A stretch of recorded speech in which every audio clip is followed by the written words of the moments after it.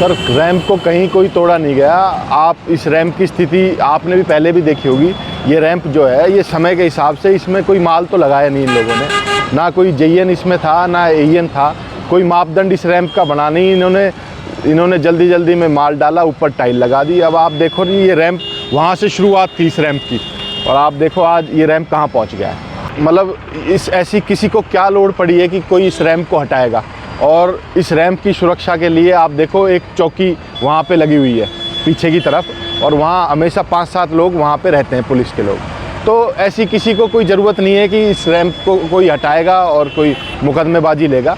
लेकिन ये ज़रूर है कि ये रैंप जो था, इस रैंप में कोई माल ढंग का इन्होंने लगाया नहीं। कुछ लोगों ने पैसे इकट्ठे करके और इस रैंप को कुछ देर के लिए लगा दिया, और अब ये इसका यही हाल होना था।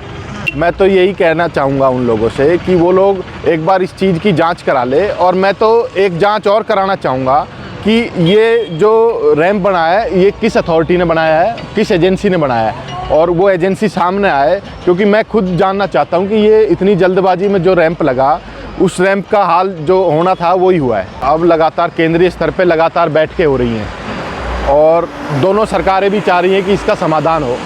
लेकिन कुछ स्थानीय लोग यहाँ पर इस मामले को बने रहना देना चाहते हैं, क्योंकि कुछ दिनों में जो ये चुनाव होने जा रहे हैं वो इसी मुद्दे पर चुनाव लड़ा जाता है कि भाई ये हम यहाँ का पानी उधर नहीं जाने देंगे, यहाँ के आदमियों को उधर नहीं आने देंगे। एक गृह युद्ध जैसी स्थिति यहाँ पे पैदा करना चाहते हैं, और वो गृह युद्ध जैसी स्थिति पैदा होगी तो उनको चुनाव में वो समझ रहे हैं कि इसमें फ़ायदा होगा। लेकिन मैं उन सब की जानकारी के लिए मैं ये बता देना चाहता हूँ कि इन सब चीज़ों से कभी किसी का फ़ायदा नहीं हुआ, और पब्लिक का नुकसान करके आप लोग बड़ा नुकसान झेलोगे।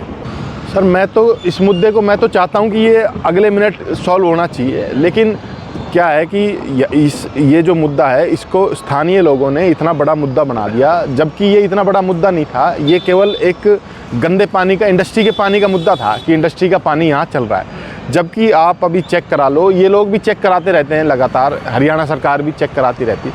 वो हरियाणा सरकार कहीं ये नहीं कह रही कि आप बारिश के पानी को रोक दो, या आप उनका केवल यही है कि भाई इंडस्ट्री का पानी नहीं आना चाहिए। और हम लोग, हमारी सरकार एफिडेविट देने को तैयार है कि इंडस्ट्री का एक बूंद पानी इसमें नहीं आ रहा है। आप ये देखो कि इस रैंप को लगने के बाद धारोडे की जो बाज़ार की स्थिति है, आप जाके बाज़ार में बात कीजिए, उनका धंधा बिल्कुल ठप हो गया।